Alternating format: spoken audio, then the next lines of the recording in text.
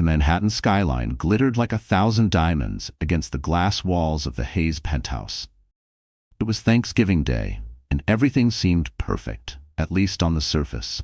The dining table stretched long under a crystal chandelier, polished silverware gleaming beside plates of roasted turkey, cranberry sauce, and truffle mashed potatoes. Emily Carter Hayes, 7 months pregnant, moved carefully between the chairs, her hands resting on her belly as if shielding the tiny heartbeat inside. Her husband, Victor Hayes, 33, handsome, cold, the CEO of a billion-dollar fintech company, was glued to his MacBook Pro, answering emails even as the smell of baked pumpkin pie filled the air. "Could you at least look up for a minute?" Emily asked softly. Victor sighed, not looking away from the screen. "Just business, Em. One more email." Emily smiled faintly, though her chest tightened. The woman sitting across the table, Lila Monroe, placed a manicured hand on Victor's arm, her Cartier bracelet catching the light. "Don't be too hard on him, Emily," she said sweetly. "Men like Victor carry the world on their shoulders." The words slid like ice down Emily's spine. She forced a polite smile. Everyone in the room thought Lila was Victor's business partner. Only Emily felt the strange electricity between them, the kind that hums under secrets. In the corner, an elderly woman in a gray sweater quietly wiped the marble floor with a rag. Her hands were wrinkled, her movements slow but steady. She had been working in the house for just a few weeks. Her name, Emily remembered, was Maggie. "Careful there," Lila said, her tone sharp. "You missed a spot." Maggie bowed her head. "Sorry, ma'am." Emily turned toward the older woman. "It's fine, Maggie. Take your time. We're all family today." Lila rolled her eyes. "Family?" She whispered under her breath, loud enough for Emily to hear. "Since when do maids count as family?" Emily froze. Something about the cruelty in Lila's voice made her blood boil. "Everyone deserves respect," she said quietly. Lila stood up, high heels clicking against the marble. "Respect is earned, darling, not given." Victor glanced up briefly, sensing the tension, but doing nothing. Emily could almost see her reflection in his cold gray eyes, small, fragile, fading. The older woman accidentally knocked over a bucket of dirty water, spilling it near Lila's Dior heels. "Oh, for God's sake!" Lila screamed. She grabbed the bucket, her eyes burning with fury. "You clumsy old witch!" Before anyone could stop her, she tilted the bucket forward. A stream of brownish water poured over the woman's back, soaking her sweater, dripping onto the floor. "Maggie!" Emily gasped, rushing forward. She slipped slightly on the wet marble, one hand gripping her belly. Victor's chair screeched backward. "Lila, what the hell are you doing?" "She ruined my shoes," Lila snapped, her face twisted. "She should learn her place." Emily knelt beside the old woman, pulling a towel from the counter. Maggie's hands trembled, but her eyes, calm, dignified, met Emily's. "It's all right, dear," she whispered. But Emily couldn't breathe. The shame in the room was suffocating. "Enough," she shouted, turning toward Lila. "You don't get to treat people like that." For the first time, Victor looked truly shocked. His wife, quiet, gentle Emily, was trembling with rage. Lila's lips curled into a smirk. "Relax, sweetheart. It's just a maid." Emily's voice cracked, but she didn't back down. "Then maybe you should learn who you're pouring water on. Because the woman you just humiliated isn't a maid at all. She's Victor's mother. And tonight, everyone's gonna find out." The silence after the splash was deafening. Maggie stood motionless, water dripping from her hair onto the marble floor. Her gray sweater clung to her thin shoulders, and for a second, the glittering penthouse felt colder than the Manhattan wind outside. Lila Monroe stood frozen, the empty bucket still in her hand, her face caught between anger and sudden fear. Emily's breath came in short bursts. She dropped to her knees beside the old woman, her pregnancy making every movement heavy and painful. "Oh my God, Maggie, are you hurt?" she whispered, reaching for a towel. Maggie shook her head, her lips trembling. "It's fine, dear," she said softly, her voice fragile but composed. "It's just water." But Emily saw the humiliation in her eyes, the quiet heartbreak of someone proud to defend herself. "No," Emily murmured, wiping Maggie's arms. "It's not fine." Victor finally moved, stepping closer. "Lila, what the hell was that?" Lila scoffed, trying to regain her composure.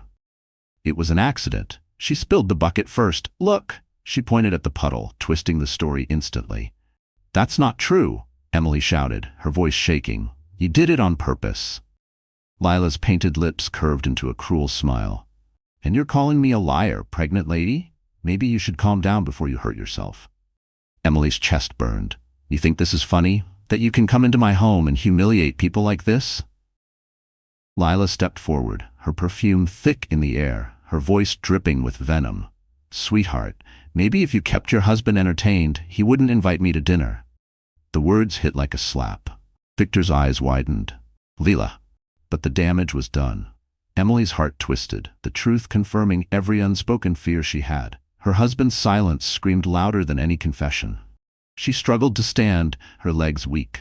Daniel Brooks, the security chief, rushed in, drawn by the shouting. Mrs. Hayes, are you okay? He asked, his gaze shifting between the dripping floor and Lila's shaking hand. I'm fine, Emily managed, but her voice cracked. Fine? Maggie whispered, holding Emily's hand. No, sweetheart, you're not fine. Daniel grabbed a towel and handed it to Maggie. As he did, he noticed the small gold ring on her finger, old, engraved with the initials MH. Something flickered in his memory, but he said nothing. Lila crossed her arms, glaring. You all act like I murdered someone. It was just water. Daniel's tone hardened. Ma'am, I suggest you lower your voice. We have security cameras everywhere. Her face blanched. You're threatening me now? No, he said calmly. Just stating a fact. Emily helped Maggie into the kitchen, ignoring the luxury that surrounded them. The polished granite counters, the faint scent of Dior candles, the ridiculous contrast between wealth and cruelty. She wrapped Maggie in a soft blanket and handed her a cup of chamomile tea. Thank you, the older woman whispered. You didn't have to. I did, Emily replied quietly, because no one else would. Outside the kitchen door, Lila hissed to Victor. Are you seriously letting her make a scene? Your board members are still in the living room. This could ruin you. Victor rubbed his temples. Just stop talking. Oh, now you tell me to stop, she sneered. Maybe you should tell your wife to stop playing saint. Emily's hand tightened on the teacup. She wanted to scream, but the baby inside her kicked, a reminder to stay strong. Maggie reached over, her wrinkled hand warm against Emily's. You have courage, she said softly. Don't lose it. Emily nodded, tears in her eyes. Outside, the rain began tapping against the windows, Manhattan lights shimmering through the glass. Daniel's voice echoed faintly from the hallway, low and urgent. Jordan, get me the footage from the dining area. Emily looked up, realizing what he was doing, preserving proof.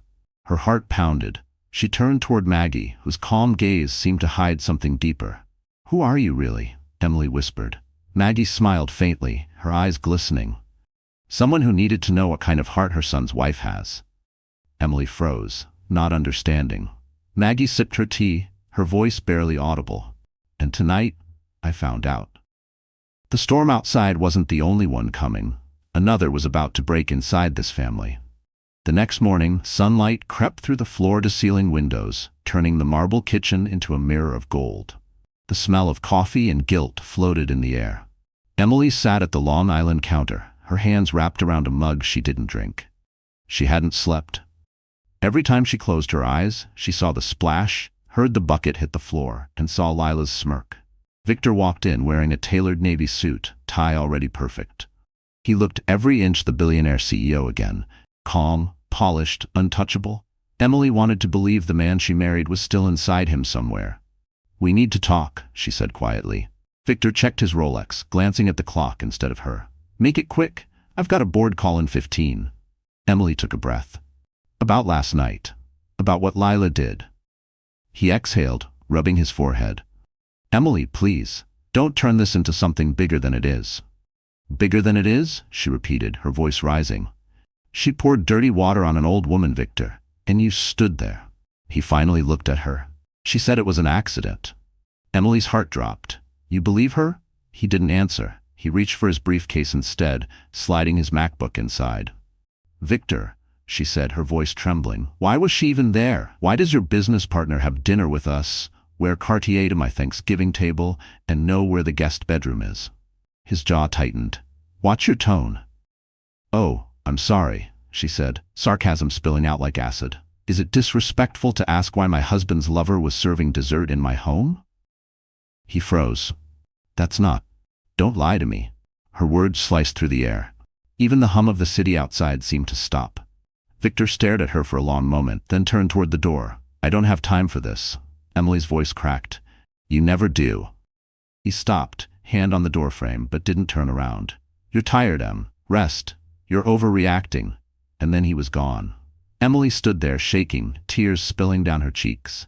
Her reflection in the glass looked like a stranger, pale, fragile, invisible. She whispered to herself, he didn't even say sorry. A soft knock broke the silence. Maggie stepped in, her sweater freshly washed, hair pulled back. You shouldn't get upset, dear, she said gently. I can't help it, Emily murmured. He doesn't see me anymore. Maggie smiled sadly. Men who forget where they came from always need a reminder. Emily looked at her, curious. You talk like you know him. I've seen many like him, Maggie said.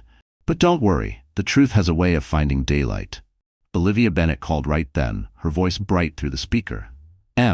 I saw something online. Lila posted a picture last night, her and Victor at the plaza. Caption says, business never sleeps. Emily's stomach twisted. She posted it after what happened? Yeah, she's baiting you, Olivia said. Don't take it, just breathe. I'm coming over. Emily hung up, clutching the phone. Maggie placed a warm hand on her shoulder. Courage, dear, you'll need it. Daniel, the security chief, appeared at the doorway, holding a small USB drive. Mrs. Hayes, he said quietly, I thought you should have this. The footage from last night, 3 different angles. Emily blinked. You kept it? Company policy, he said, but you might want to see what it really shows. He placed the drive on the counter, nodded to Maggie, and left. Emily stared at the tiny silver device, realizing it might contain everything. Proof of Lila's cruelty, Victor's silence, maybe even the first crack in their perfect empire. Maggie watched her closely, her expression unreadable. Be careful, Emily. The truth can save you or destroy you. Emily met her eyes, tears glimmering. Then I'll let it destroy the lies instead. Outside, a gust of wind slammed against the glass, scattering the city's light into fractured reflections. Just like her marriage, beautiful on the surface, breaking underneath. And somewhere in those reflections, the first spark of revenge was born. That evening, the Hayes penthouse came alive again, not with laughter, but with the forced politeness of high society. The Thanksgiving chaos had already been scrubbed away by the staff, leaving behind a sterile calm. The marble floors gleamed, the candles burned evenly, but the air was heavy, like it was waiting for something to explode. Lila Monroe arrived early for the reconciliation dinner Victor had arranged. She wore a cream Dior dress that shimmered under the chandelier, and a diamond pendant that caught every flicker of light. She looked like she'd just walked off a magazine cover, confident, elegant, and cruel. When Emily appeared from the hallway wearing a simple navy maternity dress, Lila gave a sympathetic smile that didn't reach her eyes. Oh, darling, she said smoothly, you look exhausted. Pregnancy can really take the glow out of a woman, can't it? Emily ignored the jab. I'm fine, thank you.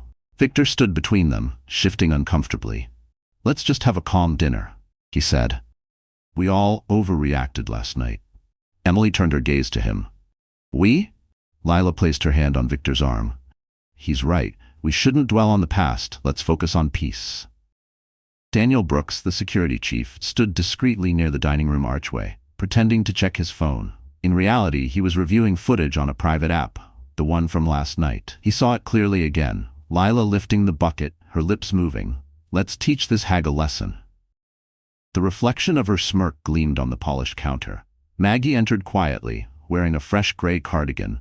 She carried a tray of wine glasses, her movements steady, dignified. Lila's eyes darted toward her, and for a brief moment, her composure cracked. Oh, Lila said coolly. You're still here? Maggie nodded, placing the glasses on the table. Mr. Hayes asked me to stay until after dinner. How generous, Lila murmured, sipping her wine. Just don't spill anything this time. Emily's hands tightened on her napkin. She looked at Victor, waiting for him to defend the older woman. He didn't. Dinner began. The silver cutlery clinked softly. Small talk floated across the table like thin smoke, hollow, rehearsed. Lila leaned in closer to Victor every time she laughed, her perfume overwhelming. So, Lila said sweetly, I was thinking about the gala next week at the plaza. We could announce the new foundation initiative together. It would look wonderful for press. 2 strong business partners side by side. Emily blinked. Press? Lila smiled, all teeth. Oh, of course. Victor didn't tell you? The Hayes Foundation is sponsoring the event. Victor hesitated. I was going to. You were going to what? Emily cut in. Tell me when my husband's mistress becomes the face of our charity? The room froze. Lila's eyes widened, but she quickly recovered, laughing softly. You really should relax, Emily. Jealousy isn't a good look. Maggie's voice cut through the air, steady and sharp.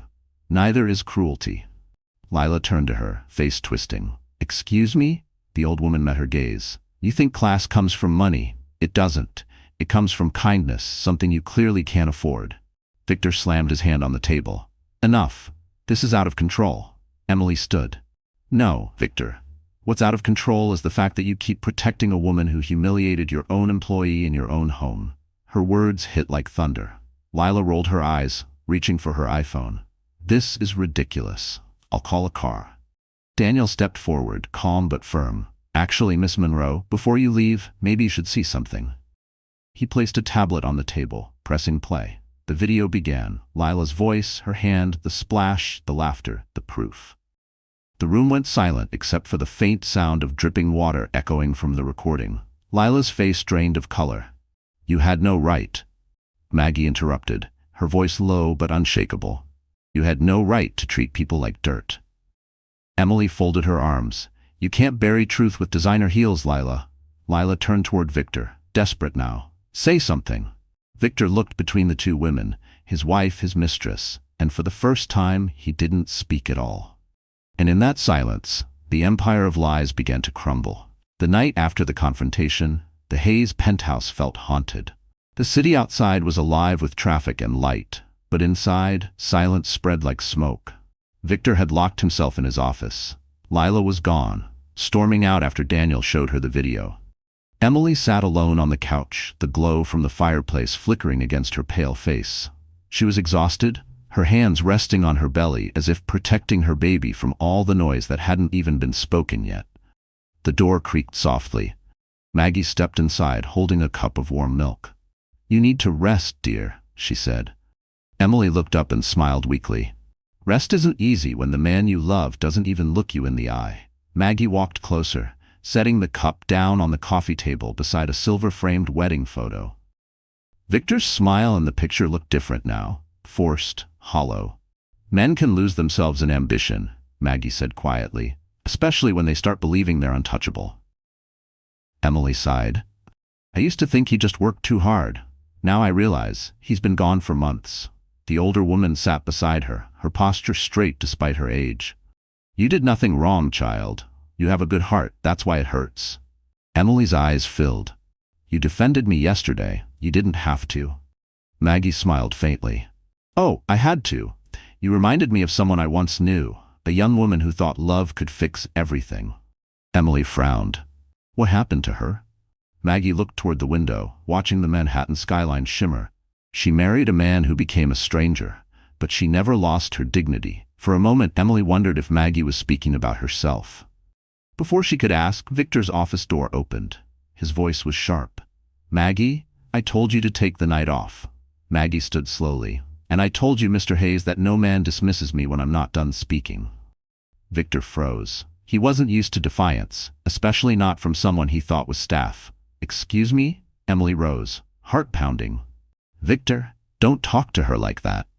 He looked between them, frustration spilling over. This house has turned into chaos because you can't control your emotions. Emily's voice trembled. Because you can't control your lies. The silence cut like glass. Maggie watched quietly, her expression unreadable. Then she spoke, her tone cool and deliberate. You may be powerful, Victor, but power means nothing if you've forgotten what kind of man your mother raised. Victor turned sharply, eyes narrowing. What did you just say? Maggie's lips curved, neither smiling nor frowning. You heard me. Emily's heart skipped. Something unspoken passed between them. A flicker of recognition, a ghost of truth. Maggie, Victor said, his voice low. Do you know my mother? Maggie looked at him for a long, steady moment. Then she said softly, Better than you do. Emily's breath caught.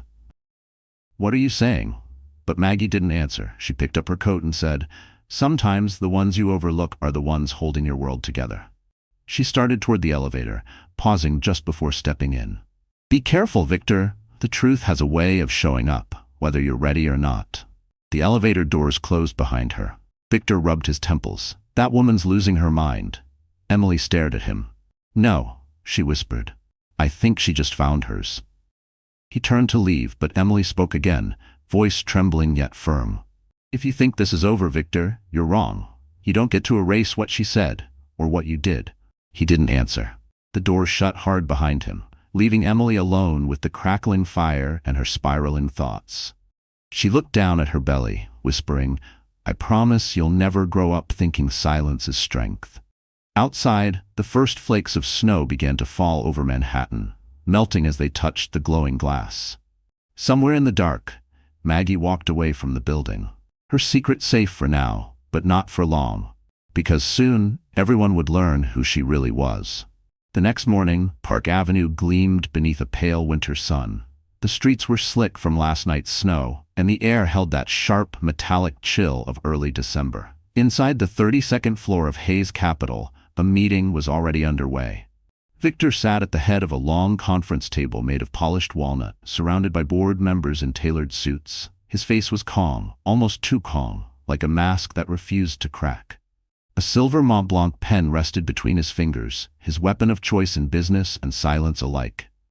Across from him, Lila Monroe looked flawless again. Not a trace of guilt left on her face. She wore a white Chanel blazer and a confident smile that dared anyone to question her. The previous night's shame seemed erased, like it had never happened. Emily entered the boardroom quietly, her soft steps echoing in the tension-filled air. She dressed simply but elegantly. Navy dress, pearl earrings, hair tied neatly, the picture of grace under fire. Maggie followed a few steps behind, holding a small folder in her hands. Victor frowned. Emily, this is a private meeting. She met his eyes without flinching. It's about your company. It's about your name.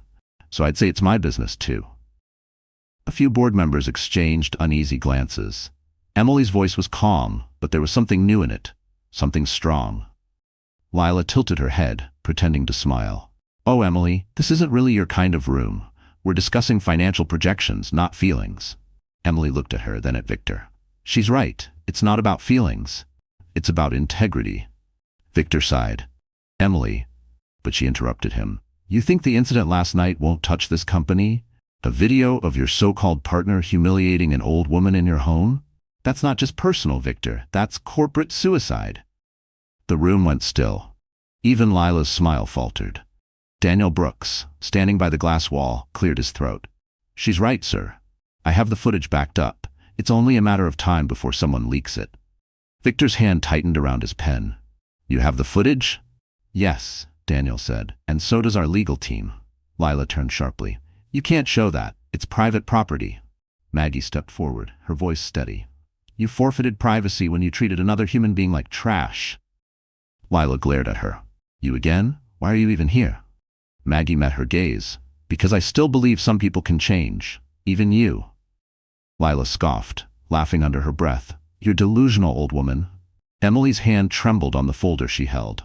She opened it, sliding a photo across the table.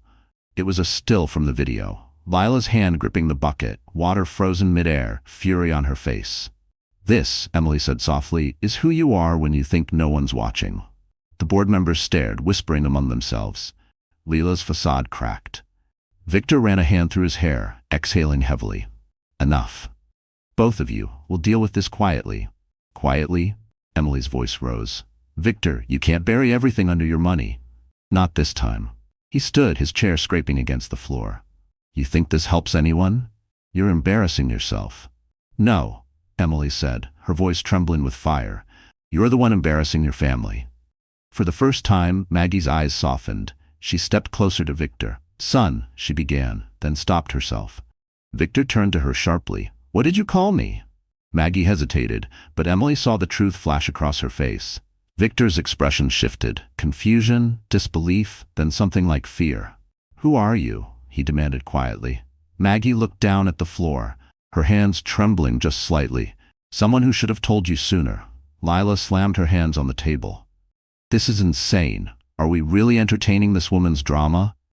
But no one was listening to her anymore. Every pair of eyes in the room was on Maggie. Emily's heart pounded. She didn't know exactly what was coming, but she knew it would change everything. Maggie straightened her back, her voice low and calm. You'll know soon enough, Victor. But before that, remember this.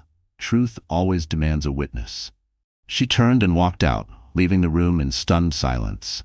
And in that silence, a storm far greater than scandal was about to break loose. The afternoon light on Park Avenue turned golden, reflecting off the skyscraper windows like fire.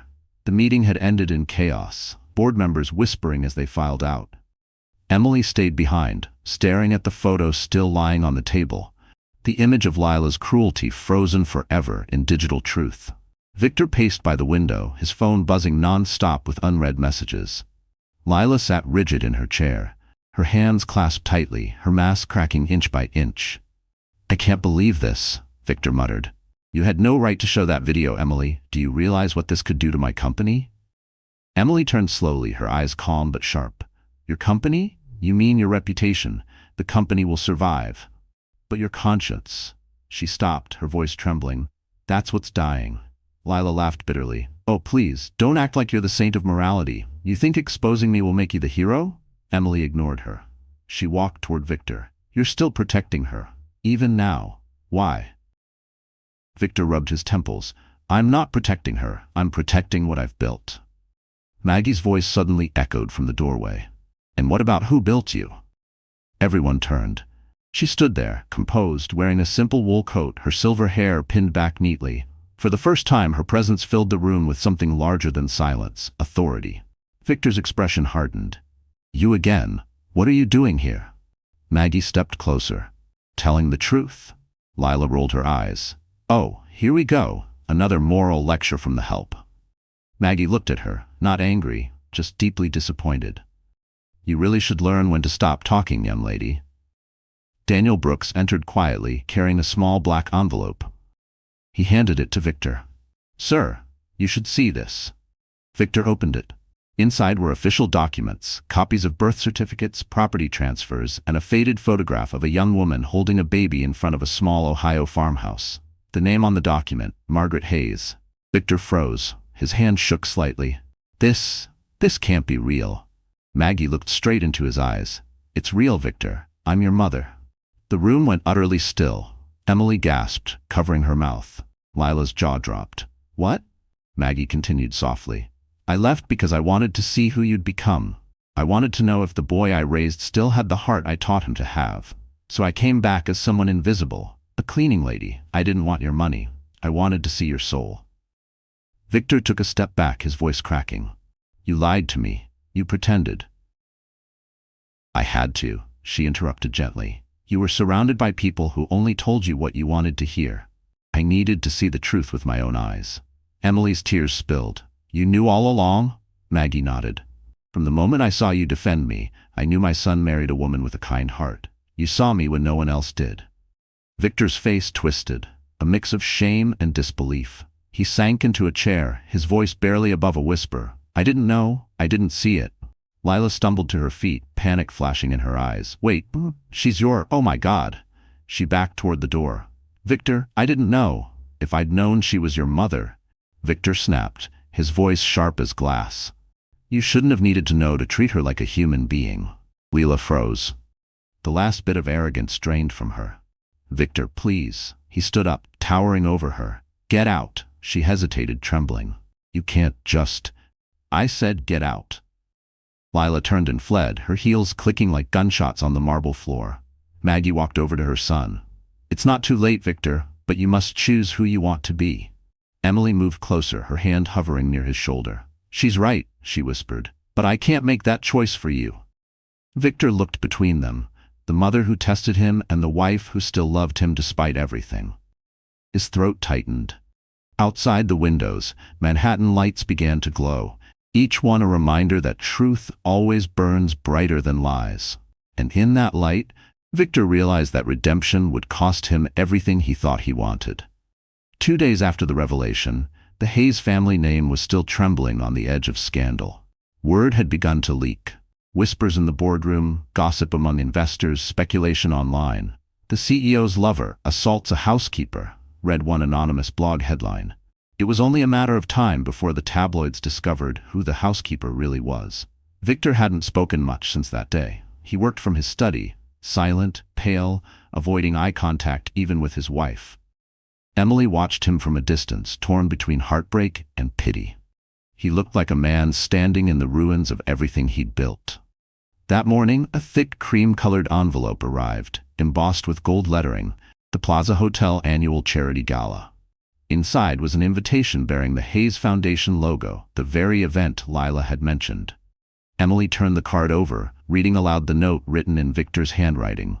"Attend with me, please. We need to face this together." For a long time, she didn't move. The baby kicked gently inside her belly, as if reminding her of something bigger than pain: legacy, forgiveness, courage. Finally, she whispered, "Okay." That evening, the city gleamed beneath a curtain of mist. Limousines lined the entrance to the plaza, headlights glinting off the marble columns. The red carpet was crowded with cameras, reporters, and socialites wrapped in couture.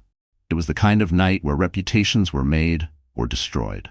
Emily stepped out of the black Mercedes S-Class, her hand resting on her baby bump. She wore a floor-length emerald gown, modest but radiant, her hair swept into a simple twist. The air was cold against her skin, but her spine stayed straight. Tonight, she wasn't just a wife, she was a woman standing up for her family's dignity. Victor offered his arm. "You look beautiful," he said quietly. "Let's just get through this," she replied. Inside the grand ballroom, the chandeliers glittered like frost. Waiters in white gloves floated through the room carrying champagne trays. At the far end, the Hayes Foundation banner shimmered beneath the spotlight. And near it, Lila Monroe. She was back, wearing a silver gown, diamonds at her throat, and a smile too bright to be sincere. She posed for the cameras as if nothing had happened, speaking with donors, laughing with reporters. Emily's breath hitched. "She's here?" Victor nodded grimly. "I didn't invite her. The board must have kept her on the list before everything went public." Maggie, standing beside Emily in a simple navy coat, whispered, "Don't fear the snake that hisses in daylight. Fear the ones that slither in silence." Emily looked at her, realizing the old woman wasn't nervous at all. She was watching, waiting. As the night went on, conversations hummed under the glow of chandeliers. Emily stayed close to Victor, smiling politely for appearances, but her pulse thudded in her ears. Lila eventually approached, her perfume preceding her.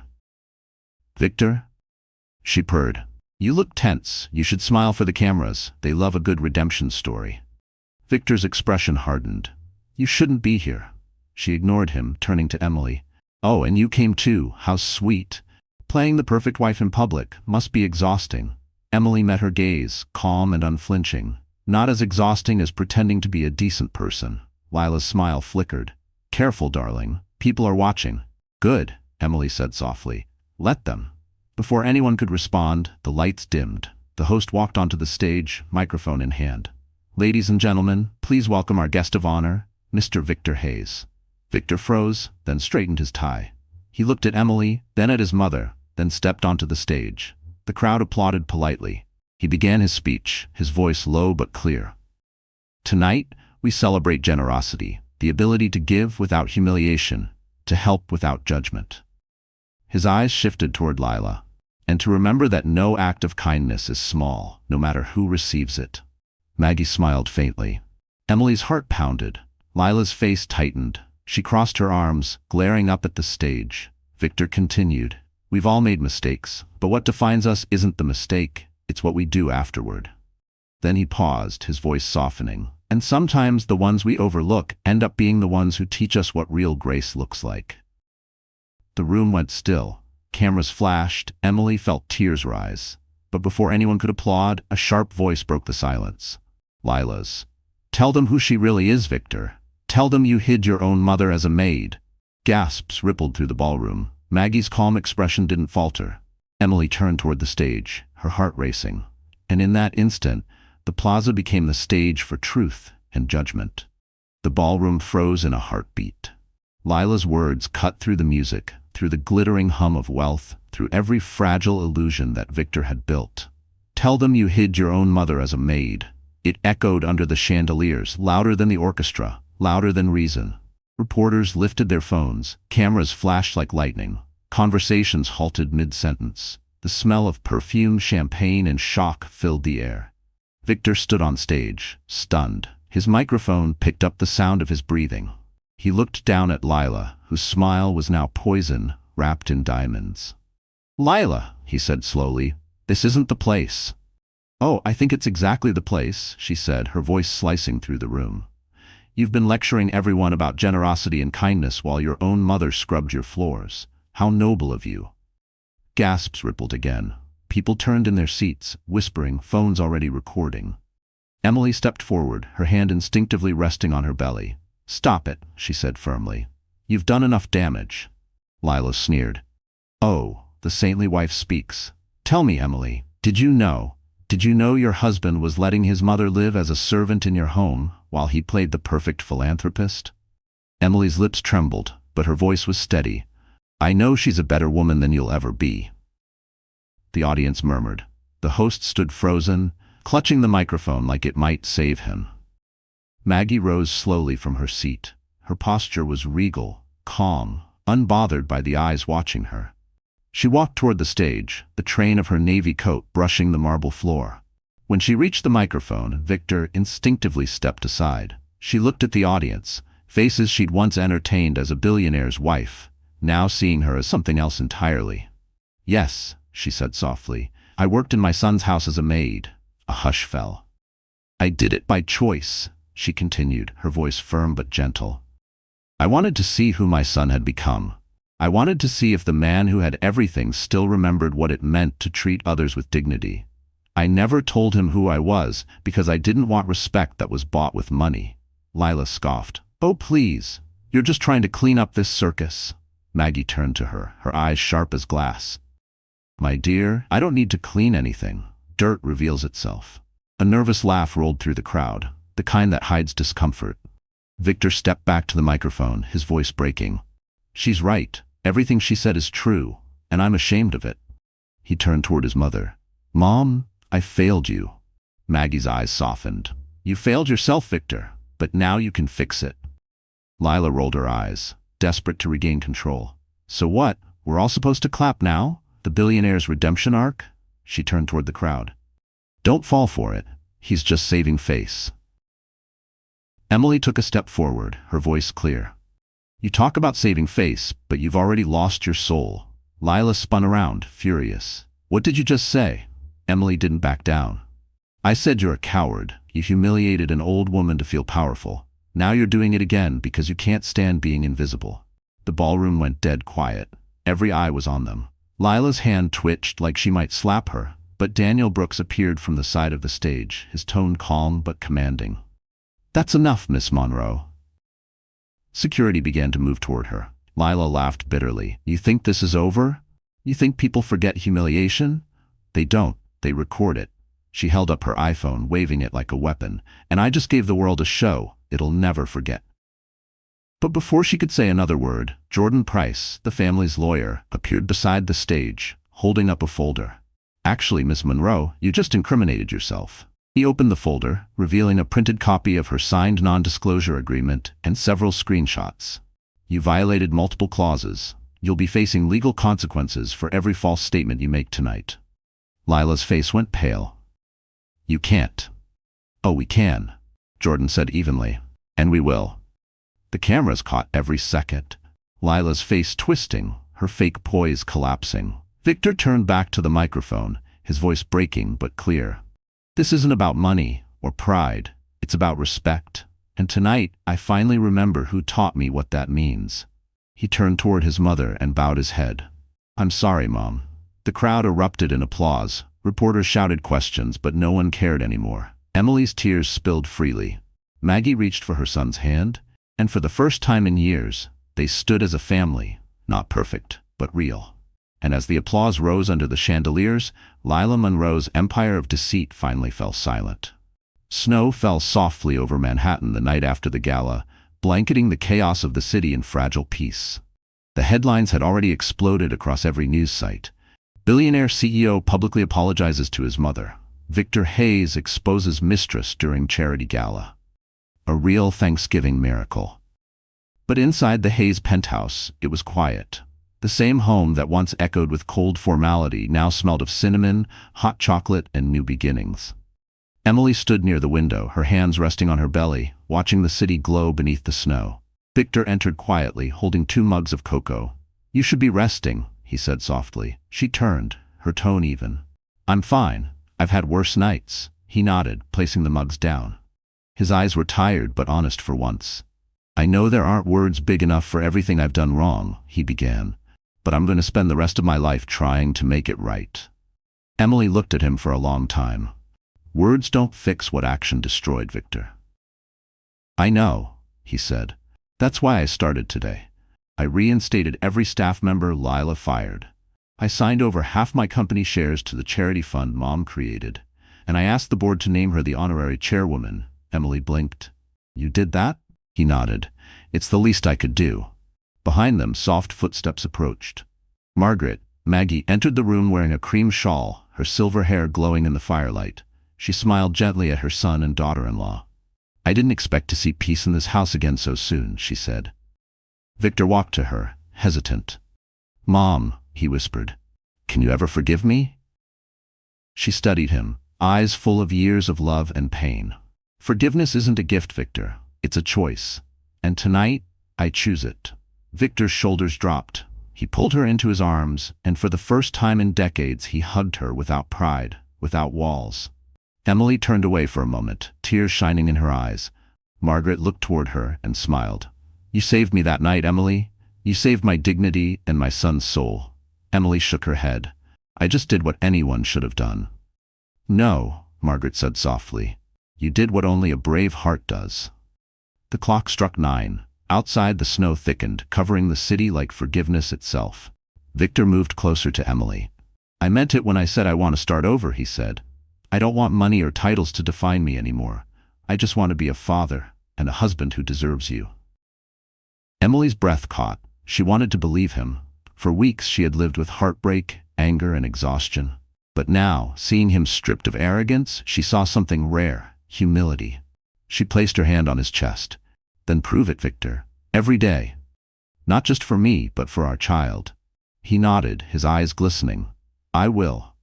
Margaret smiled knowingly and turned toward the decorated tree in the corner. "We've all been given a second chance," she said. "Let's not waste it." The 3 of them gathered around the tree. Beneath it lay a small box with a handwritten tag, "For the woman who reminded me what strength looks like." Emily opened it and found a simple silver necklace with a tiny heart pin, modest, nothing like the jewels Lila once flaunted. She smiled. "It's beautiful." "It's honest," Victor said. "Just like you." Margaret placed her hand over Emily's.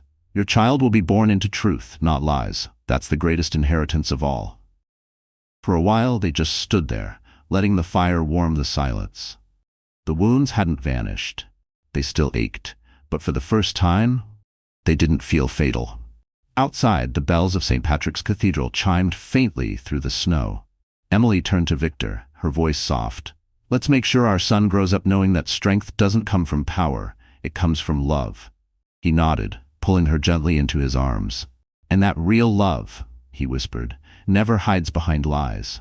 Margaret watched them, her heart full. The city outside sparkled with new light, a skyline reborn. And in that moment, under the falling snow, the Hayes family found what no amount of money could ever buy: redemption. A week had passed, but the storm it created still lingered. Reporters camped outside the Hayes building on Park Avenue, their cameras flashing every time Victor or Emily appeared. Every network wanted an interview. Every magazine wanted the inside story. Headlines screamed words like scandal, betrayal, redemption. Victor sat alone in his office late one evening, the lights of Manhattan glowing beyond the glass walls. His Mont Blanc pen lay idle beside a half-written resignation letter. The weight of everything he had lost, and everything he might still lose, pressed on his chest like a stone. He had built his empire on control, precision, and image. But now, for the first time, he was learning that rebuilding required surrender. The door opened quietly. Emily stepped inside, wearing a soft gray coat and her scarf loosely draped around her neck. She looked tired but calm, the kind of calm that comes from choosing strength after heartbreak. "You're still here," she said. Victor didn't look up. "I can't go home yet. There's too much to fix. Maybe that's the problem, she said gently. You're always trying to fix things instead of facing them. He finally turned to her, eyes weary. You don't understand. The board's losing confidence. The stock's down 8%. Lila's interview airs tomorrow. Emily walked closer, stopping beside his desk. Then tell the truth before she does. Victor frowned. To the media? To the world, she said. Do one thing without fear of consequence. Not for PR, not for reputation, for yourself. He looked at her, realizing she wasn't angry anymore, just sad for him. You really think anyone cares about the truth? I do, she said softly. The office was silent except for the hum of the city below. Then Victor nodded slowly. Okay, tomorrow morning I'll hold a press conference. Emily placed a hand on his shoulder. Don't do it to clear your name, Victor. Do it to show our child who you really are. He covered her hand with his. You're the only thing I still have that's real. Then hold on to that, she whispered. The next morning, the Plaza Hotel once again filled with cameras, reporters, and microphones. But this time, there were no chandeliers or champagne, just a single podium and one man ready to face his past. Victor stepped onto the stage wearing a simple black suit, no designer flash, no PR smile. Emily and Margaret watched from the front row, silent but proud. He cleared his throat, his voice steady but heavy. I've spent years chasing success, believing power could replace principle.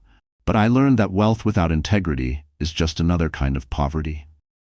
Flashes exploded across the room. He continued, I hid my mother's identity out of fear. Fear that the truth make me look weak. Instead, it exposed how weak I really was. I'm not here to defend myself. I'm here to take responsibility. He paused, glancing at Emily. I owe my wife and my mother everything. They reminded me that love isn't measured in money, but in courage. The audience was silent, not a single cough or whisper. And as for Lila Monroe, Victor said carefully, she will face justice. But I don't hate her, I pity her. Because a person who destroys others to feel powerful has already destroyed themselves. When he finished, there was a long, breathless silence, then applause. Real applause. After the conference, reporters tried to swarm him, but he didn't stop for cameras. He walked straight to Emily and Margaret. You did it, Emily said quietly. He smiled faintly. No. We did. They left together, stepping out into the crisp winter air. The sun was breaking through the clouds, melting the last of the snow. Margaret linked her arm through her son's. Pride built your empire, Victor, but humility will save your soul. He nodded. Then I'll start rebuilding from there. Emily smiled, her hand resting on her belly. For the first time in months, she didn't feel fear. She felt peace. And as the family walked down Park Avenue, they realized redemption wasn't the end of their story. It was just the beginning of their second chance. The morning after Victor's public confession, the world reacted faster than anyone could have imagined.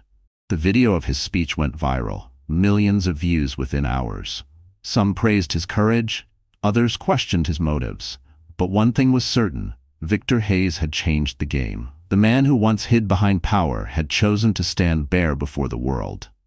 Emily scrolled through the headlines on her iPhone as she sipped coffee in the kitchen. CEO breaks silence. From scandal to redemption, the Hayes legacy reborn. She couldn't help but smile softly. For the first time, the news didn't make her anxious, it made her proud. Margaret joined her, her steps quiet, graceful. He did well, she said, stirring sugar into her tea. Emily nodded. He did. It's strange. I spent so long wishing he'd just see me, and now he finally sees everything. Margaret smiled. Sometimes men need to lose their world before they open their eyes. Before Emily could respond, Victor appeared in the doorway, wearing a simple wool coat instead of his usual tailored suit. He looked lighter, almost human again.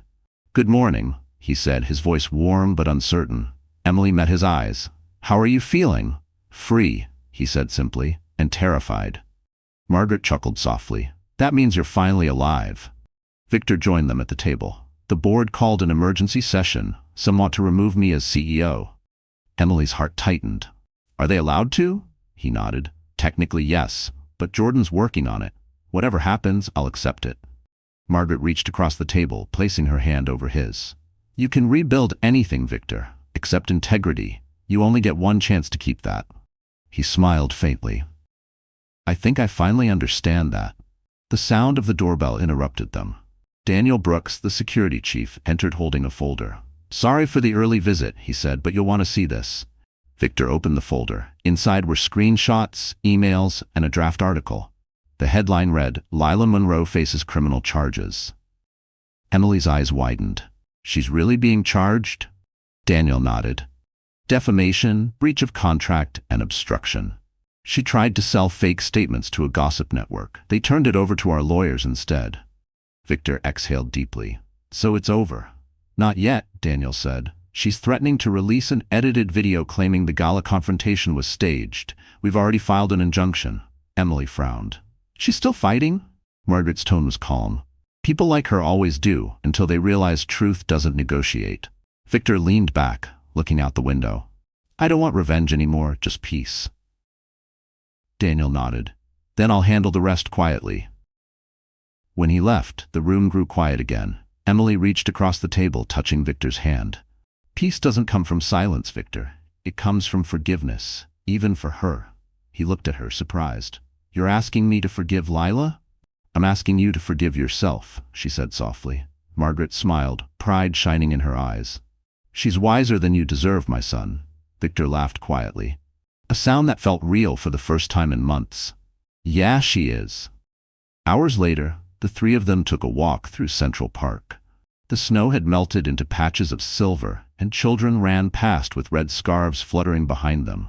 Emily stopped near the frozen pond, watching her reflection ripple across the thin layer of ice. Victor slipped his arm around her shoulders. "You know," he said, "when I was a kid, Mom used to bring me here. She told me the city never sleeps, it only forgives." Margaret chuckled. "I said that after you broke my favorite vase." Emily smiled. "Guess you were right. New York forgives, eventually." Victor looked at his wife, his voice low. "Do you?" She hesitated, then nodded slowly. "I'm getting there." He kissed her forehead. "Then that's enough for me." Margaret looked up at the skyline, her heart full. Maybe this was never about falling from grace. Maybe it was about finding it again. And as they stood beneath the winter sun, the Hayes family realized that truth doesn't destroy, it purifies. And from that purity, a new beginning quietly bloomed. 2 weeks later, the calm they had fought for began to tremble again. It started with a single notification, a message that arrived on Emily's iPhone at 6:03 a.m., just as the city was waking. The sender's name made her blood run cold. Lila Monroe. The message was short but sharp. "You think you've won, Emily? The truth is never as clean as it looks. Watch the news." Before Emily could react, the television in the living room flickered to life. A breaking news banner rolled across the screen. "Exclusive, leaked audio from Hayes family exposes hidden tensions." Her hands shook as she turned up the volume. The audio was grainy but clear. Victor's voice, angry and exhausted from months ago. "You're just a charity case, Emily. You wouldn't survive without me." Her breath caught. She remembered that night, an argument during one of their worst fights, when he'd said things he didn't mean. But now, out of context, it sounded cruel, heartless. Margaret entered the room, her face pale. "What happened?" Emily handed her the phone. "She leaked it." By the time Victor came downstairs, the news was everywhere. Social media was flooded with clips, twisted headlines painting him as a manipulative husband who had used his wife for image. The redemption arc was unraveling fast. "I can fix this," Victor said, grabbing his coat. "I'll make a statement." "No," Emily said sharply. "No more statements, no more microphones. Every word you speak now will sound like another lie." He froze, the truth in her voice cutting through the panic. "Emily, you know I didn't mean those things. I know," she said softly, "but they don't, and they won't." Margaret stepped closer. "Son, you can't fight a viper by stepping into its nest. Let her hang herself with her own venom." Victor clenched his fists. "If I stay silent, she wins." "No," Margaret said. "If you stay silent, you rise." But he couldn't sit still. Hours later, against advice, Victor met with Jordan, his lawyer, and Daniel, his security chief. "I want everything she's done exposed," he said. "Every lie, every deal, every text." Jordan hesitated. "That might backfire. The public's turning emotional. If you retaliate, you'll look vengeful." Victor's patience snapped. "Then what do you suggest? Let her destroy my family again?" Emily, who had quietly followed him to the office, stepped inside. Her voice was calm but heavy. "Let her destroy herself." He turned to her, torn between anger and admiration. "You want me to just do nothing?" "Yes," she said. "Do nothing for her. Do everything for us." Victor stared at her. Slowly, the fight in his eyes softened. "You're right," he whispered. "I've been reacting to her every move like she still controls me." "She doesn't," Emily said. "Not anymore." That evening, Lila posted a dramatic video online accusing the Hayes family of manipulation and fake forgiveness. She cried on camera, claiming she was used, abandoned, and silenced. But this time, the public didn't buy it. Within hours, Daniel leaked court documents showing her blackmail attempts and falsified evidence. Journalists compared her sob story to her earlier threats. The sympathy she'd sought turned into outrage. By midnight, her name was trending. Not as a victim, but as a fraud. Lila lies filled every feed. Her sponsors cut ties. Her lawyer resigned. The empire she'd built on seduction and deceit crumbled in a single night. Victor sat beside Emily on the couch, watching the headlines scroll by. "It's over," he said quietly. Emily turned to him. "No, Victor, it's finished. Over means you still think about it. Finished means it doesn't touch you anymore." He nodded slowly, his hand finding hers. Margaret watched them from across the room, her heart swelling with quiet pride. Outside, the city hummed softly beneath the snow-dusted skyline. For the first time, there was no noise, no lies, no scandal, no storm, just peace. And in that stillness, they realized that sometimes victory isn't about fighting louder.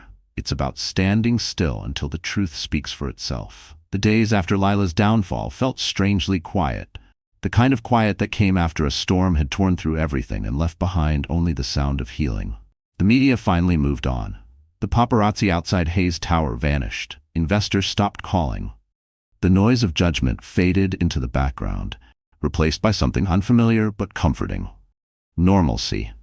Emily spent most of her time preparing for the baby. The nursery, once an unused guest room, now smelled of new paint and baby powder. Sunlight poured through soft white curtains. A tiny crib sat near the window, a stuffed bear resting inside. She stood there one morning, her hand on her belly, whispering, "You're coming into a cleaner world, little one."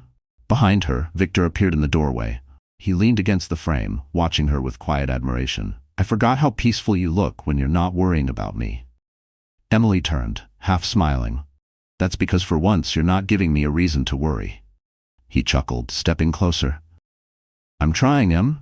Every day. I even started therapy." Her brows lifted slightly. "Really? Jordan gave me a name, a guy downtown. He's helping me deal with who I used to be." Emily nodded slowly. "That's a good start." Victor hesitated. "I know I can't erase everything I did, but maybe I can build something better." She looked down at the baby bump between them. "Then build it for him or her, not for me." He reached out, gently placing a hand on her stomach. The baby kicked, and his eyes lit up with something pure. "You feel that?" Emily smiled faintly. "That's your second chance." Later that day, Margaret arrived with a box of old family photos. She set it on the kitchen island, dust puffing into the warm light. "If you're going to build something new, you should remember where you came from," she said. Inside the box were faded pictures of a simpler time. Victor as a little boy covered in flour, helping his mother bake bread. A teenage Margaret at a typewriter, smiling at the camera. A farmhouse surrounded by golden fields. Victor picked up one of the photos. "I forgot what this looked like." Margaret smiled. "That's what happens when you climb too high. You stop looking down." Emily glanced through the photos, laughing softly. "You look so happy here." Margaret nodded. "Because I was." Money can decorate a house, Emily, but love is what makes it a home. That evening, the three of them sat down for dinner together for the first time in years. No chefs, no staff, no guests, just family. Emily served roasted chicken and vegetables, her favorite comfort food. Margaret lit a single candle in the center of the table. Victor raised his glass. To new beginnings. Margaret smiled knowingly. To lessons learned the hard way. Emily hesitated for a moment, then raised hers. And to peace that doesn't need proving. They clinked glasses, laughter bubbling softly through the candlelight. After dinner, Margaret went to the nursery, sitting quietly in the rocking chair by the crib. She hummed an old lullaby, the same one she used to sing to Victor. He stood by the door, listening, a lump forming in his throat. When she noticed him, she smiled. "You know, when you were a baby, you wouldn't sleep unless I held your hand. Maybe your child will be just as stubborn." He laughed quietly. "I hope so." Margaret looked at him with pride and tenderness. "You've come a long way, son. Don't lose yourself again." "I won't," he promised. Later, when the apartment had gone quiet, Victor found Emily on the balcony overlooking the Manhattan skyline. Snowflakes drifted under the golden lights. He wrapped his coat around her shoulders. "Everything feels still," he said softly. "It's not still," she whispered. "It's peaceful. There's a difference." He nodded, pulling her closer. Below them, the city glowed, the same city that once chewed them up and spat them out, now holding them in gentle silence. And for the first time, the Hayes family didn't feel like survivors of a scandal. They felt like a family finally finding their way home. Winter melted into early spring, and with it came the season of renewal. The air in Manhattan turned softer, the streets buzzing again with the rhythm of life. But for Victor Hayes, the hum of the city no longer sounded like a competition. It sounded like forgiveness. 3 months had passed since the scandal faded, and yet one thing remained unfinished: his public apology to those who had been caught in the storm of his mistakes. The press wanted an interview. The public wanted closure. And this time, Victor didn't want to hide behind PR statements or lawyers. He wanted to speak as a man, not a CEO. The setting was chosen carefully. A small stage at the New York Public Library. No luxury hotel, no red carpet, just rows of wooden chairs and the quiet weight of honesty. Reporters filled the room, cameras ready. Lights glowing against the tall, arched windows. Emily and Margaret sat together in the front row, their presence calm, grounding. Victor walked to the podium. Gone was the arrogance that once defined him. His hair was slightly longer, his face unshaven, his suit simple and dark. He cleared his throat and began. 3 months ago, he said, his voice steady, I thought reputation was everything. I believed that as long as the world respected my success, I could outrun my failures. But the truth is, I wasn't leading, I was performing. And when the performance ended, all I had left was shame. The room was silent except for the faint buzz of camera shutters. I hurt people who trusted me, he continued. I ignored the wisdom of my mother, the love of my wife, and the values I claimed to stand for. I let pride build a wall between who I was and who I should have been. And when that wall fell, it crushed more than my career. It crushed the people I love. Emily felt tears prick her eyes. Margaret held her hand quietly. Victor took a deep breath. I'm not here to rebuild my image. I'm here to rebuild my integrity. So today I'm officially resigning as CEO of Hayes Capital. My mother, Margaret Hayes, will serve as honorary chairwoman of the Hayes Foundation, and my wife, Emily Carter Hayes, will oversee our new initiative for employee welfare and maternal health.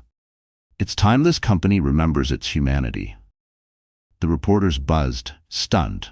Victor smiled faintly. For years I built towers of glass and steel, but the most important foundation I ever needed was the one at home. He paused, looking at Emily. You stood by me when I didn't deserve it. You defended my mother when I was too blind to see her. You saved my family's name, not with money, but with courage. And I will spend the rest of my life honoring that. A few reporters lowered their cameras. Even the cynical ones couldn't deny the raw sincerity in his tone. I don't expect forgiveness, Victor said, his voice softening, but I hope that by telling the truth, I can at least leave something honest behind. He stepped back from the podium. For a moment, no one moved. Then slowly, the audience began to clap. Not the thunderous applause of spectacle, but the quiet, respectful sound of people witnessing redemption. After the event, Emily joined him outside the library steps. The late afternoon light brushed against the stone columns, painting the city gold. You did it, she said softly. Victor exhaled. I don't know if I did. You did, she repeated. You didn't defend yourself. You told the truth. That's all that ever mattered. Margaret joined them, her smile proud and gentle. Your father would have been proud too, she said. Victor looked up at the sky, blinking away the emotion in his eyes. I hope so. They stood there for a while, watching the city pulse with life. A breeze swept through, carrying with it the distant sounds of laughter, traffic, and the soft ringing of church bells. Emily slipped her hand into his. Let's go home, she whispered. He nodded, his voice quiet but certain. Home, he repeated. And as they walked down the steps together, hand in hand, the man once defined by his power finally learned what real strength felt like. Humility. The evening after Victor's resignation, Manhattan seemed unusually calm. The city's chaos muffled by early spring rain. Inside the Hayes penthouse, the fireplace crackled softly, a warm contrast to the storm outside. Emily sat on the couch, her laptop open, reviewing plans for the new foundation Victor had promised to launch. Programs for single mothers, scholarships for low-income families, and shelters for elderly workers. It was the kind of work that gave her peace. For once, their life had meaning beyond survival. Victor entered, rolling up his sleeves, raindrops clinging to his hair. He smiled faintly. "You're still working?" She looked up, smiling back. "Someone has to keep your promises." He laughed softly. "Fair." He sat beside her, leaning in to read the proposal. "You're doing something good here, Em." "We are," she corrected. Together. They shared a quiet moment, broken only by the tapping of rain on the glass. Then the doorbell rang. Daniel Brooks appeared in the entryway, his expression grave. "Sir, we have a problem." Victor frowned. "What now?" Daniel stepped forward, placing a sealed envelope on the table. "This was delivered an hour ago to the security desk. No return address." Emily's stomach tightened. "From who?" Daniel hesitated. "We think from Lila Monroe." Victor froze. "I thought she left New York." "She did," Daniel said. "But before leaving she recorded something. A video. It's been leaked online." Emily's heart sank. "What kind of video?" Daniel sighed. "One where she claims your apology was a setup. She's calling it a corporate performance. She says you used your mother and your wife to manipulate sympathy." Victor clenched his jaw. "Of course she did. She's saying the foundation is fake," Daniel continued. "That it's a cover to win back investors. The clip already has 2 million views." Emily stared at the screen, disbelief turning into exhaustion. "She won't stop until she destroys every good thing we try to build." Victor paced the room. "No, I won't let her." "Victor," Emily said softly, "don't give her that power again." He stopped, turning to her. "You want me to do nothing while she calls you a liar? Calls my mother a prop?" "I want you to stay human," she said. "That's what she's trying to take away. Don't let her pull you back into the man you used to be." He stood there, breathing hard. Then, slowly, his anger began to fade. Daniel spoke quietly. "We can handle this. I already contacted Jordan. We'll release the financial records of the foundation to prove transparency. If she wants to play dirty, we'll drown her with truth." Emily nodded. "That's how we fight now. Not with rage, but with proof." Victor ran a hand through his hair. "Do it." When Daniel left, Emily turned to Victor. "You know what's sad? She's not even angry anymore. She's desperate. People like her don't know how to live without chaos." He sat beside her again, the exhaustion heavy in his eyes. "She'll fade, Em. People forget scandals faster than they forget kindness." Emily smiled faintly. "Maybe that's what redemption really is, outlasting the noise." He reached for her hand. "You're my peace, you know that?" Her eyes softened. "Then protect it." Later that night, as they prepared for bed, Victor checked his phone one last time. News alerts buzzed. Lila Monroe under investigation for fraud. Her attempt to smear them had backfired. The network she sent her video to had uncovered her own financial crimes. Victor showed Emily the headline. She sighed with relief. "It's finally over." He turned off the phone, pulling her close. "No," he whispered. "It's just finally quiet." Outside, the rain softened to a drizzle. The city lights blurred like distant memories through the window. Margaret's voice echoed faintly from the hallway, humming the same lullaby she used to sing years ago. Emily rested her head on Victor's shoulder. "You know," she murmured, "sometimes peace feels louder than war." He smiled. "Then let's live quietly." And as thunder rolled away into the distance, the last shadow of their past disappeared, leaving only love, forgiveness, and the fragile sound of a life finally whole. Spring in New York carried a softness that almost felt like mercy. The city that had once swallowed them whole now seemed to hold them gently, as if acknowledging all they had survived. The Hayes penthouse, once cold and echoing with unspoken anger, now pulsed with quiet life. The hum of a coffee machine, the laughter of Margaret tending to her plants, and the rhythmic tick of the clock counting down to Emily's due date. Victor was already awake that morning, sitting by the window with a cup of black coffee and the newspaper folded neatly beside him. The headline was simple. Hayes Foundation expands outreach to 50 states. He smiled to himself. For the first time in years, he wasn't on the front page because of scandal. but because of purpose. Emily walked in, her steps slow, graceful, one hand resting protectively on her belly. She wore a pale blue dress that brushed her ankles, her glow unmistakable. "You're up early," she said softly. He turned, smiling. "Couldn't sleep. The baby kicks harder at dawn. I think he's trying to start his own board meeting in there." She laughed lightly, her eyes shining. "He gets that from you." Victor set down his cup and stood, walking toward her. "From us?" he corrected. "He gets his heart from you." She leaned into him, resting her head on his shoulder. The quiet between them wasn't heavy anymore. It was peaceful, complete. Down the hallway, Margaret's voice floated through the air. "Don't forget your prenatal appointment at 11, she called out, her tone as commanding as ever. Emily chuckled. "She still thinks I'll forget something." Victor smiled. "That's because she's been waiting years to mother someone again." Later that morning, as they prepared to leave for the hospital, a small box arrived at the door. No return address. Inside was a simple white envelope and a folded letter in handwriting neither of them recognized. Emily hesitated before opening it. The note read, "Dear Emily, I've left the city for good. I won't bother you or your family again. You were right. I didn't know how to live without chaos. But I'm trying to learn. Take care of your child. Don't let them grow up angry at the world like I did." Lila. Emily stood silently for a moment, the letter trembling in her hands. Victor frowned. "She's still out there?" "She's gone," Emily said softly. "That's enough." She folded the letter and placed it in a drawer. Maybe even she deserves to start over somewhere else. He didn't argue. For the first time, the name Lila no longer sparked rage, only closure. The day drifted by gently. At the hospital, Dr. Grace Nguyen greeted them with her usual calm warmth. "Everything looks perfect," she said, smiling at the ultrasound screen. "Strong heartbeat, steady growth. You're almost there." Emily's eyes shimmered with tears. Victor held her hand, watching the tiny flicker of life on the monitor. "He's real," he whispered, awe in his voice. "He always was," she said. That night, they returned home to find Margaret cooking dinner. The smell of roasted herbs and fresh bread filled the apartment. She smiled as they entered. "Well," Victor grinned, "he's healthy and stubborn."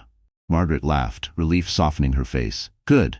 Maybe that stubbornness will keep him brave." They ate together, the laughter light and easy. The tension that once poisoned their table had vanished completely, replaced by warmth, gratitude, and love. After dinner, Victor stepped onto the balcony, watching the sunset wash Manhattan in gold. Emily joined him, wrapping a blanket around her shoulders. "You ever think about what life could have been if none of that happened?" she asked quietly. He nodded. "All the time. But then I remember, without the chaos, I might never have learned what peace feels like." She smiled. "You finally sound like a man who's at peace." He slipped his arm around her waist. "That's because I finally am."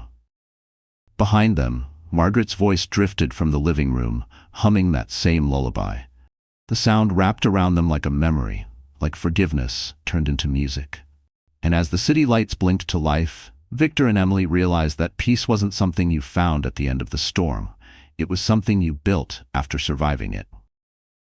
By late spring, the Hayes family had finally settled into a rhythm that felt ordinary. And for them, ordinary was the sweetest kind of miracle. The world had moved on from headlines and hashtags. The noise had died down.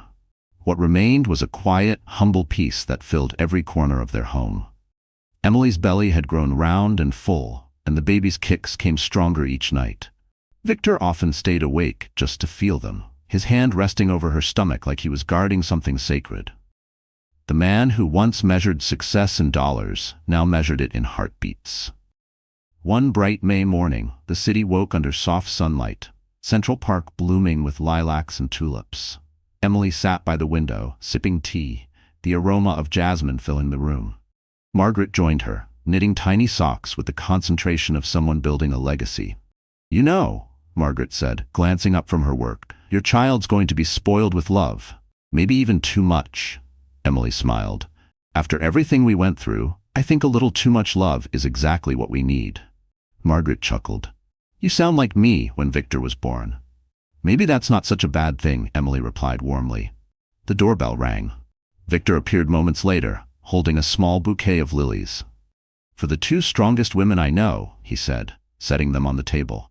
And before you ask, no, there's no press conference, no meetings, no crises, just us today. Margaret raised an eyebrow. Miracles do happen. They all laughed. The laughter felt easy now, free from the weight of what used to hang over them. After lunch, Victor handed Emily an envelope. Inside was a handwritten letter, not printed or typed. His handwriting, slightly uneven, honest. She began to read aloud. Emily, I spent years building walls and calling them towers. I thought strength meant silence, and success meant never apologizing. But you taught me that strength is gentleness, and that forgiveness is the highest form of courage. I don't deserve the peace you've given me, but I promise I'll earn it. Not with words, but with the kind of life our child will be proud of. Thank you for not giving up on me when I gave up on myself. Her eyes filled with tears. Victor, he smiled softly. It's not a speech, it's just the truth. She set the letter down, taking his hand. Then let me tell you my truth. He nodded. When I married you, she began, I didn't marry the billionaire or the CEO. I married the man who laughed when I spilled coffee on his suit, who stayed up until 3 a.m. helping me fix a leaky faucet. Somewhere along the way, you lost him. But I never stopped believing he was still in there. And now, he's back. Victor swallowed hard, emotion rising in his throat. He never deserved you. No, she said gently. But he needs me, and that's enough. Margaret smiled from across the room, her eyes glistening with quiet pride. You two finally sound like a team again. Victor looked at her. We are, Mom, thanks to you. She shook her head. Thanks to truth, it hurts, but it heals. That evening, they took a walk through Central Park. The air was warm, the skyline glowing gold behind the trees. Families picnicked, children ran through the grass, and somewhere nearby, a street musician played a soft melody on his saxophone. Emily stopped near the lake, looking out over the calm water. It's strange, she said. The same city that once broke us now feels like home again. Victor wrapped his arm around her. Because this time, we're not pretending. They stood there for a long time, watching the light fade over the water. Margaret joined them, holding their hands in hers. You know what forgiveness really is? She asked softly. It's when love gets another chance. Victor nodded. Then we've been given a miracle. Emily smiled, tears shining in her eyes. No, she whispered. We became one. And as dusk fell over Central Park, the Hayes family finally understood that forgiveness wasn't about erasing the past. It was about rewriting the future together. By June, New York shimmered under early summer heat, the air thick with the scent of street food, flowers, and life. The world had long stopped watching the Hayes family. But inside their Manhattan penthouse, something much more important was unfolding. Emily's due date was only days away. The nursery was ready. Soft white walls, a rocking chair by the window, and a mobile of tiny silver stars gently swaying above the crib. Every detail was perfect, every corner a quiet symbol of hope. Margaret had spent the morning folding baby clothes, humming that old lullaby again. Victor had been pacing for hours, pretending to check things, though everyone knew he was nervous. Relax, Emily said, sitting on the couch, one hand on her stomach. You're more anxious than I am. He stopped pacing, grinning nervously. I can't help it. I've signed billion-dollar deals with less pressure than this. Margaret chuckled. That's because this one lasts forever, son. He smiled. Yeah, I know. A knock sounded at the door. Daniel Brooks stepped in, holding a manila envelope. Sorry to interrupt, but this just came from the legal office. Victor frowned. What is it? Daniel handed it over. The final paperwork for the foundation's expansion and a letter from one of the shelters you funded in Chicago. They wanted you to see it personally. Victor opened the envelope. Inside was a handwritten note from a woman named Sarah Cole. Mr. Hayes, I was one of your company's janitors before I lost my job last year. I thought my life was over. Then your foundation helped me get back on my feet. I have a home again. My daughter is back in school. Thank you for remembering people like me. Victor's voice broke as he read it aloud. He looked up at Emily, emotion swelling in his eyes. That's the first time someone's ever thanked me for something real. Emily smiled softly. That's because this time, you gave from your heart. Margaret touched his arm. You see, Victor? That's the legacy worth leaving behind. Not the towers, not the headlines, but the lives that keep standing because of you. He nodded slowly, folding the letter carefully and placing it on the mantel. I'll frame it, he said quietly. right next to the wedding photo. That night, the sky outside turned a deep shade of indigo. Manhattan's skyline twinkled like a field of stars. Emily sat by the window, rubbing her belly, lost in thought. Victor joined her, carrying 2 cups of hot chocolate. Doctor's orders said no caffeine, he teased. She smiled, taking the cup. You remembered. I remember everything now, he said, sitting beside her. Every mistake, every second chance. I don't want to forget any of it, because that's how I'll stay grateful. She rested her head on his shoulder. You've changed, Victor. I had to, he whispered, because you stayed. Just then, a small jolt ran through her. Her hand shot to her belly. He froze. Was that? Her breath hitched. I think it's time.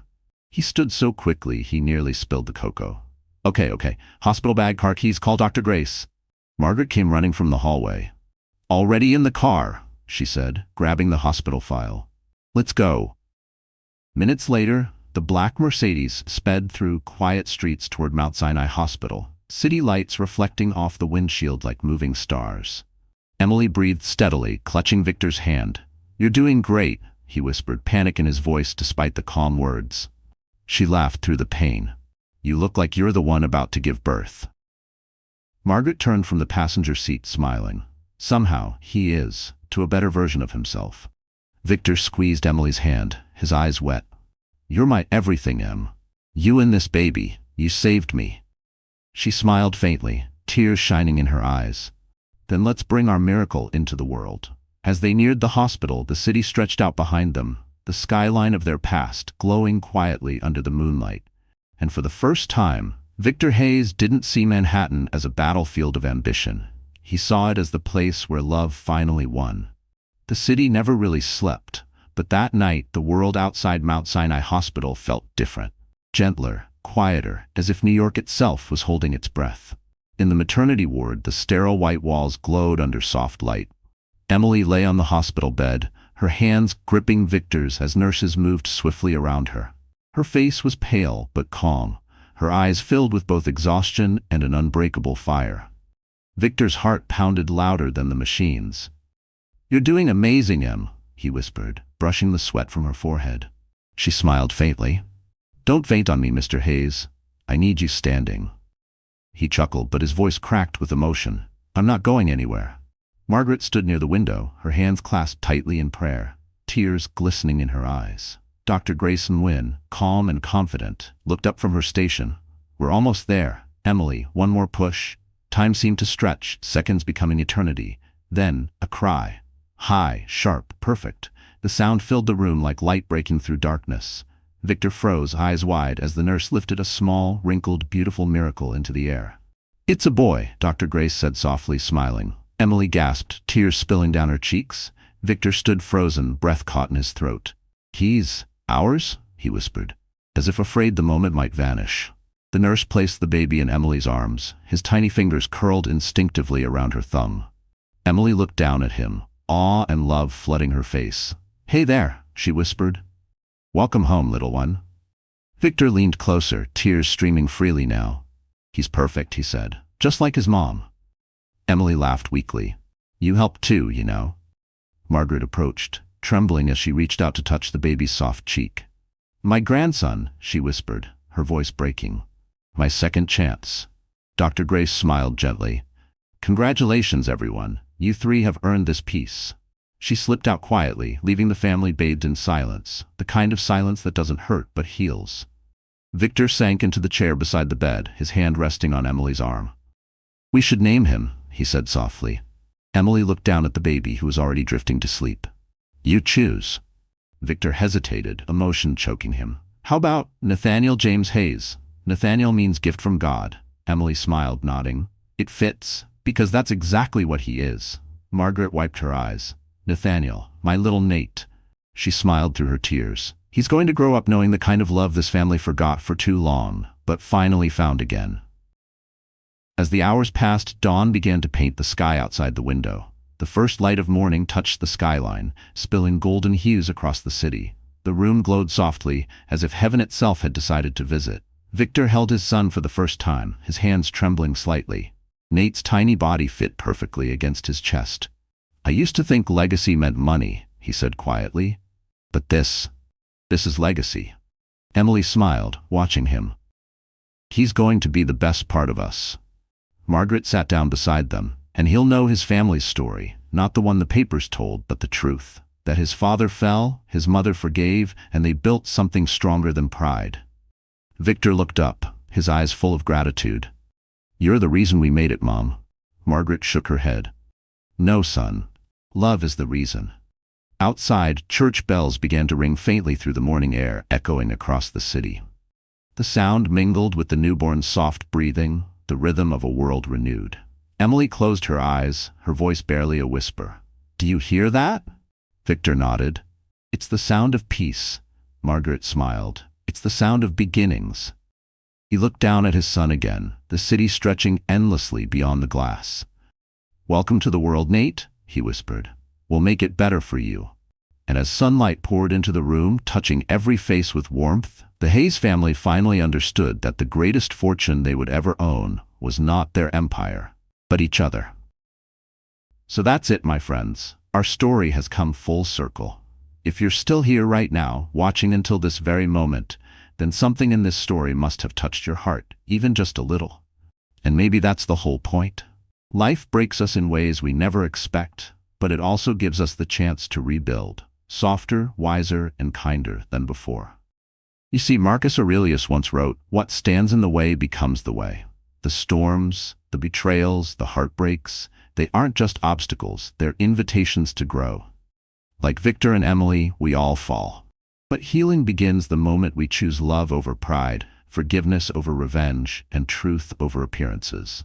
If this story reminded you of something real, your family, your pain, or your own quiet comeback, then let that feeling stay with you. Share it with someone who needs hope today. Leave a like, drop a comment, and subscribe to our channel so we can keep walking this journey of healing together. Because maybe, just maybe, the end of one story is the beginning of yours.